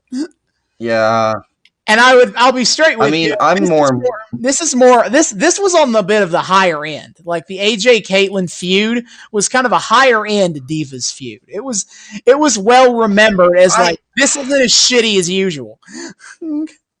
So I can kind of see that. Like a lot of my yikes and your yikes comes from the fact that we're more like in tune with more specific discourse on things like how women get portrayed in media and stuff like that. Mm-hmm. So I can kind of see why this one can be fondly remembered if you're not as like up on that. Yeah, honestly, it's hard to look back on and watch because like at the time it was great because it felt like it feels like a real improvement over what I've seen before. But now in WWE, not to say that it's 100% better or 100% like great now, but it's a lot better in terms of like treating the women's wrestlers as like equal in terms of their ability to be good performers and good athletes. And like, not every story is this catty bullshit.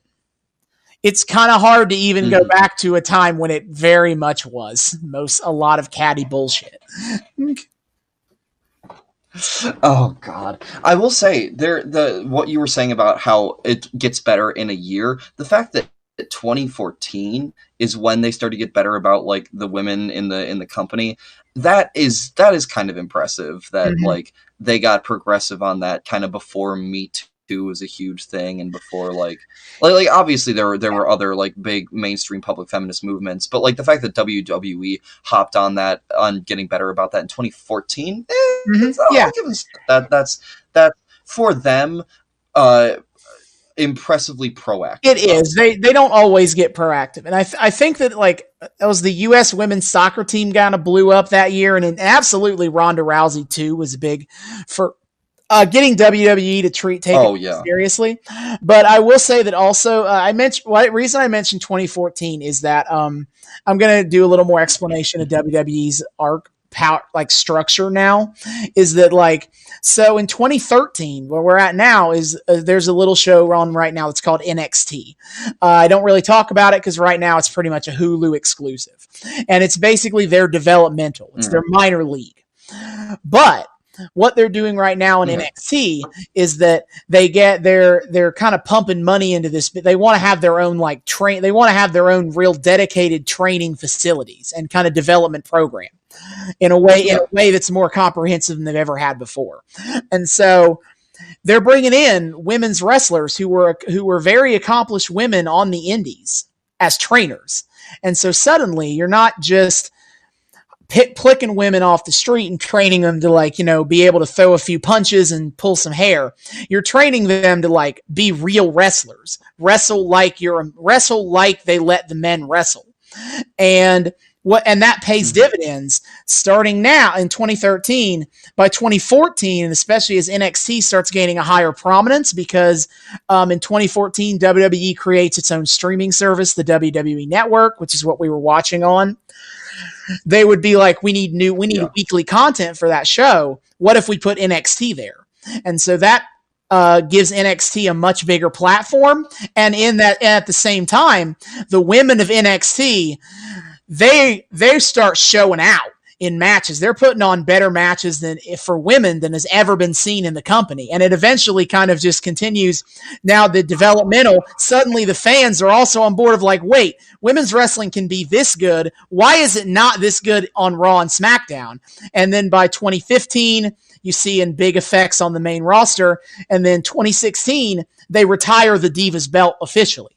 They bring back the women's championship, and they are no longer divas. They are superstars just like the men. So 2014 is kind of really cool. I know. And it was cool to be there in that time watching it happen kind of live. Because I remember watching, I'm watching women's matches on Hulu and YouTube from WWE, just being on NXT, and I'm like, man, they have the talent to do this on Raw and SmackDown. And I'm like, I really wish they would be like this. And then within a couple of years, suddenly that's what it's like. Oh my God. So I think kind of the big takeaway I've gotten from this first whole thing is that WWE and the world of wrestling as a whole is a surprisingly thorough, interconnected web of backstage politics, on-screen happenings, and kind of overall interaction with the world around it that leads it to be this constantly evolving, constantly changing sort of sport in a way that other mainstream sports aren't. It's like this weird, I don't even know how to describe it other than it's its own little pocket of the world. It seems like just this fascinating interlocking mechanism of all of these different intersecting things. This is far from the most eloquent way to put it, but I mean, I feel like it's kind of a perfect takeaway for the first episode of this is a very dense world. This is a world that operates on its own rules, its own logic, its own way of doing things. It's this weird pocket of the world where everything is solved by violence. Any dispute. Yeah. You get in the ring with a guy and you punch it out.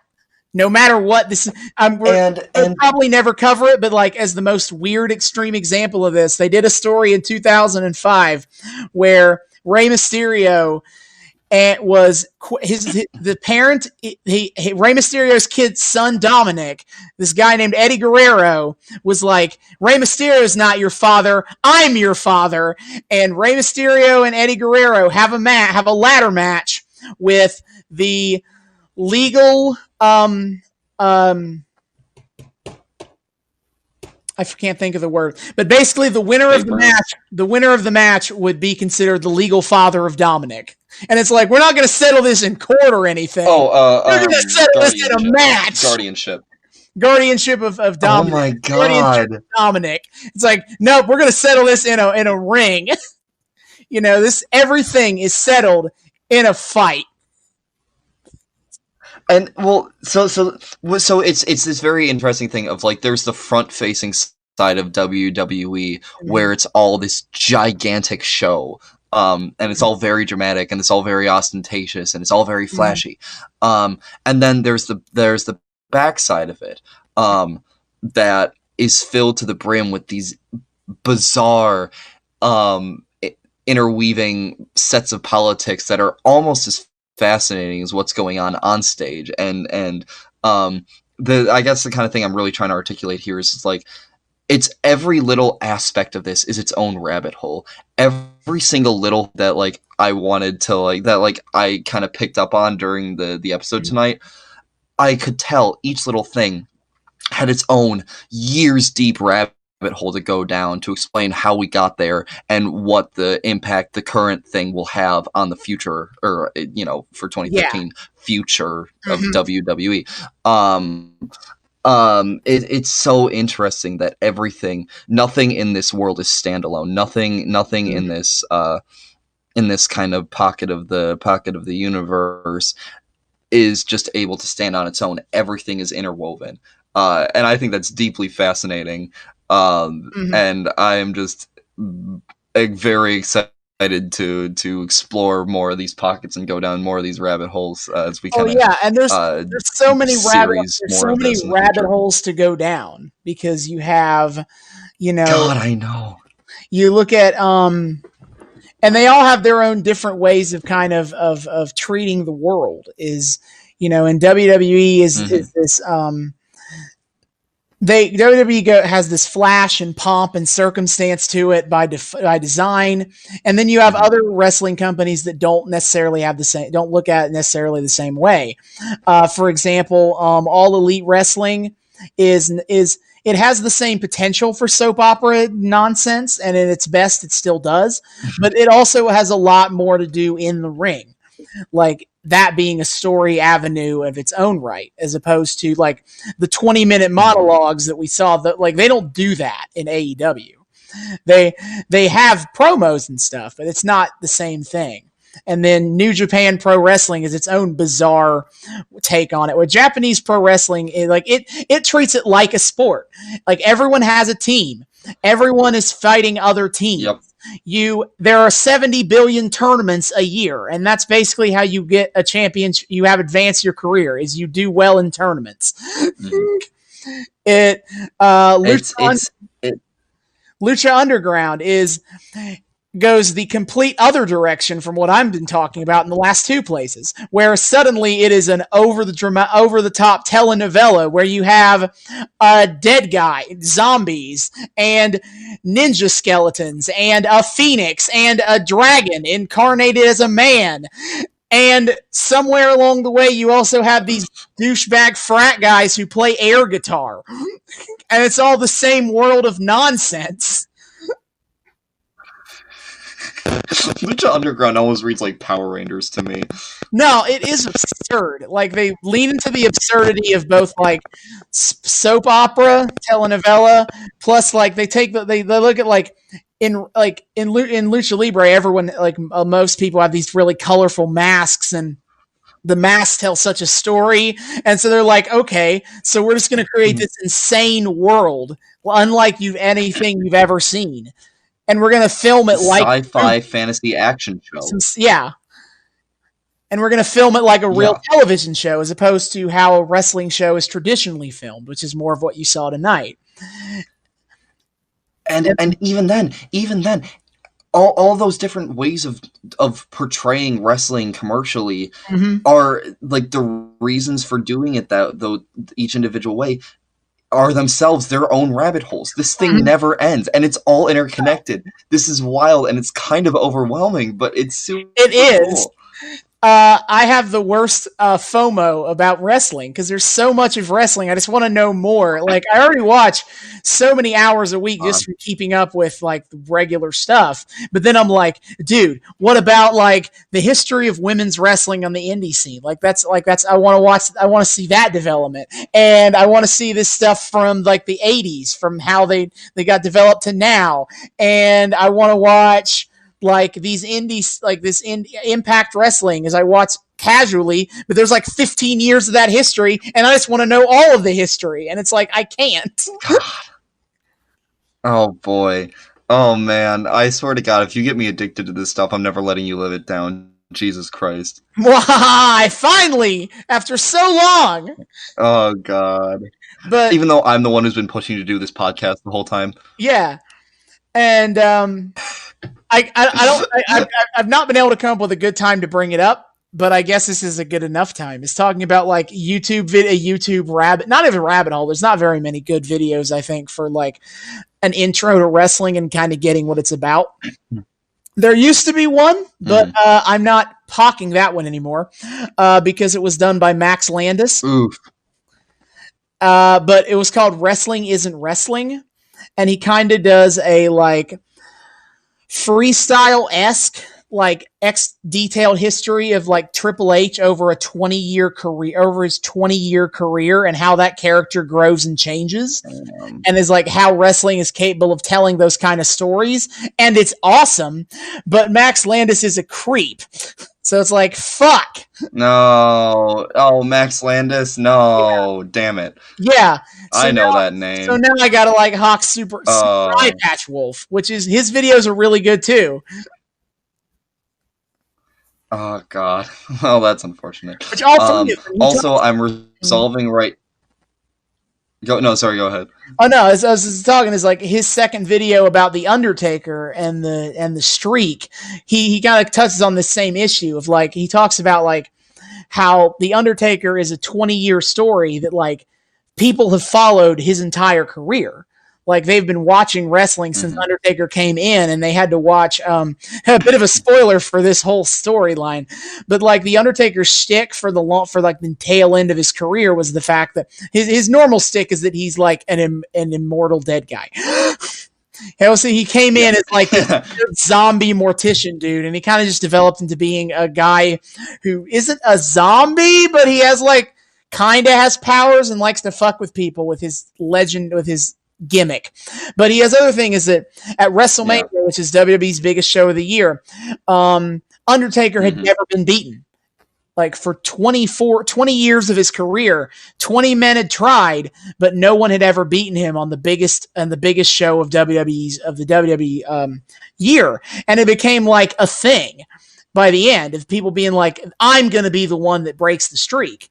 And so, eventually he does lose to Brock Lesnar in 2014. And like he talks, and Super Eye Patch Wolf talks about how like the story of the Undertaker streak is one that has lasted for 23 years. And there are people who have followed that story for 23 years. Damn.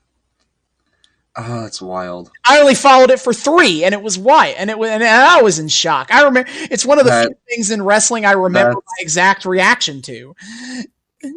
Like I remember where I was, how I was watching. I remember because my freshman year, my roommates, they hated pro wrestling. They thought it was stupid, and they would frequently be like, why do you watch this? Why don't you watch like MMA or something? Or like this acting is so fake and dumb. Why do you watch this?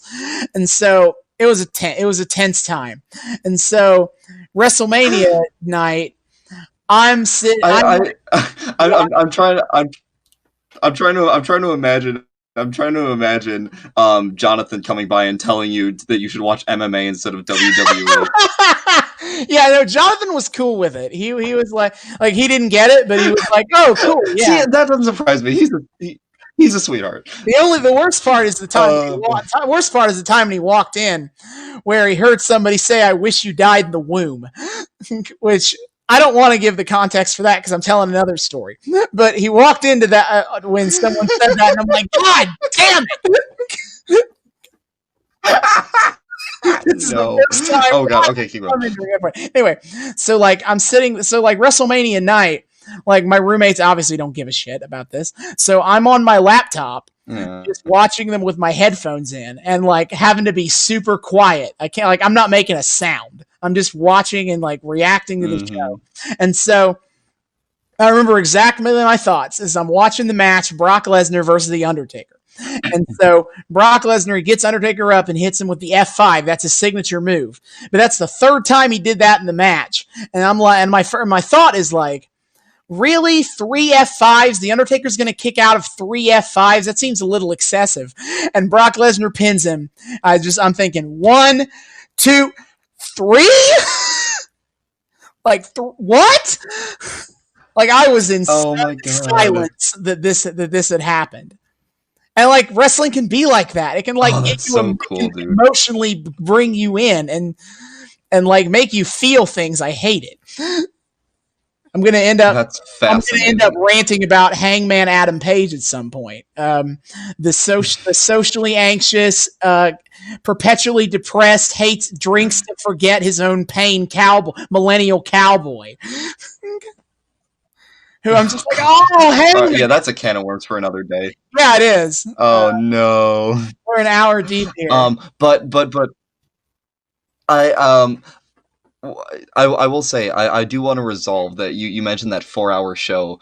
I'm resolving right now that at some point we'll do a special or I'll come down and visit you for a weekend and we'll do like the 4-hour show and maybe a whole bunch of other shit. And do a whole special episode. Yes, because like I'm resolving that right now. We'll make that happen at some point. Because like the problem with WWE pay-per-view, with WrestleMania in particular, is that like that's their biggest show of the year. So like a lot of big shit happens on those shows, but they understand that, and you understand that. So they're like, "Fuck it, this show's going to be like 4 hours or 5 hours sometimes." Thankfully, they're starting to cut down on that. So, but it's like it's not conducive to like this kind of watching. Even though it's like these are like there's so many moments I'd want you to see from just WrestleMania, but then it's like it's not really like it's not really like convenient to be able to do that because of how long the shows are. Yeah. Want you to see from just WrestleMania, but then it's like it's not really like it's not really like convenient to be able to do that because of how long the shows are. Yeah. Yeah, no, don't worry. I'll come down for a weekend at some point. And we'll do that. Plus, it's so much more fun to riff about this stuff with you in person. I mean, come on. Yeah, I know. Outstanding. All right, I think that's a nice little bow to wrap this thing up in. Yeah, no, this has been a blast. This has been a hell of a 4 hours. This is awesome, dude. This has been my favorite evening in like weeks. Like this has been amazing. Oh, buddy. No, just getting to hang. I had a good time. Yeah, getting to like share one of my biggest passions with you.